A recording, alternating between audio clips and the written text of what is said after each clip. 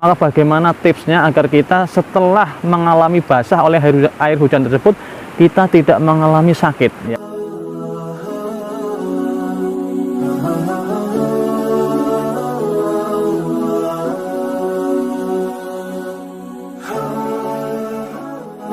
Assalamualaikum warahmatullahi wabarakatuh. Alhamdulillah teman-teman sekalian, pada kesempatan kali ini saya berjumpa dengan teman-teman dalam channel Materi Kesehatan Mudah atau Makes Mudah. Teman-teman sekalian, saat ini adalah musim hujan, musim yang udaranya, suhunya dingin, tidak sebagaimana biasanya pada saat musim kemarau. Nah, seringkali ketika kita bepergian untuk melaksanakan suatu tugas ataupun mau bersilaturahim ke tempat saudara, ke tempat orang tua dan sebagainya, kita mengalami kehujanan, khususnya ketika kita menggunakan sepeda motor atau ketika kita mau bepergian dalam jarak yang agak jauh menggunakan payung. Kalau hujannya lebat, angin kencang, itu pun terkadang membuat kita kehujanan dan badan basah kuyup. Meskipun tidak secara langsung turun dari atas hujan ke kepala kita, tetapi badan kita basah. Ini juga akan membuat badan kita basah oleh air hujan tersebut dan kita mengalami kedinginan. Nah, ketika kita mengalami kedinginan ya, baik karena kehujanan secara langsung tanpa menggunakan pelindung seperti mantel ataupun payung, ataupun kehujanan akibat tampias seperti tadi, ketika pakai payung anginnya deras sehingga badan kita basah, atau pakai mantelnya sudah tidak lagi kalis atau tidak lagi bisa menolak air, tapi malah tetap menyerap air tersebut sehingga badan kita basah karena sudah lama yang harus diganti. Nah, ketika kondisi seperti itu, maka badan kita kedinginan. Maka bagaimana tipsnya agar kita setelah mengalami basah oleh air hujan tersebut, kita tidak mengalami sakit ya? Karena banyak orang yang setelah kehujanan badannya basah ya, apalagi dalam waktu yang cukup lama, maka akan mengalami penurunan suhu badan, penurunan suhu tubuh, yaitu karena badan kita basah oleh air hujan, di samping udara di luar juga cukup dingin. Nah, ketika udara yang cukup dingin tersebut, badan kita basah, maka daya tahan tubuh kita akan berkurang, akan menurun.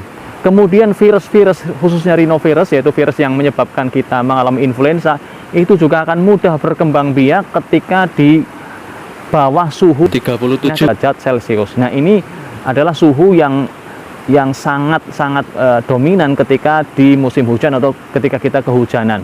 Nah, ketika daya tahan tubuh kita turun, kemudian virus rhinovirus atau virus penyebab influenza itu berkembang biak, maka sangat rentan kita untuk mengalami sakit. Oleh karena itu, ada beberapa tips yang bisa kita lakukan agar kita tetap sehat. Yang pertama, ketika kita sudah sampai di tempat tujuan, maka segera lepas baju kita, jangan lama-lama, jangan ngobrol dulu dengan teman Anda, dengan orang yang Anda kunjungi, tapi segera Anda lepas, Anda pamitan. Kemudian yang kedua, Anda segera mandi.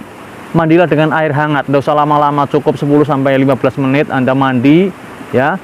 Kemudian setelah itu ya, Anda bisa merasakan bagaimana segarnya badan setelah mandi. Dan mandi ini juga sangat berfungsi untuk membersihkan semua kotoran-kotoran yang ada dalam tubuh kita, khususnya dari air kotor, mungkin cipratan atau genangan yang tadi nyiprat ke kita, atau tanpa sengaja kita juga barangkali merasakan air hujan yang kotor, mungkin dari atap rumah seseorang ya, yang atapnya mungkin juga kotor karena lama tidak hujan, apalagi hujan yang pertama, biasanya juga banyak debu.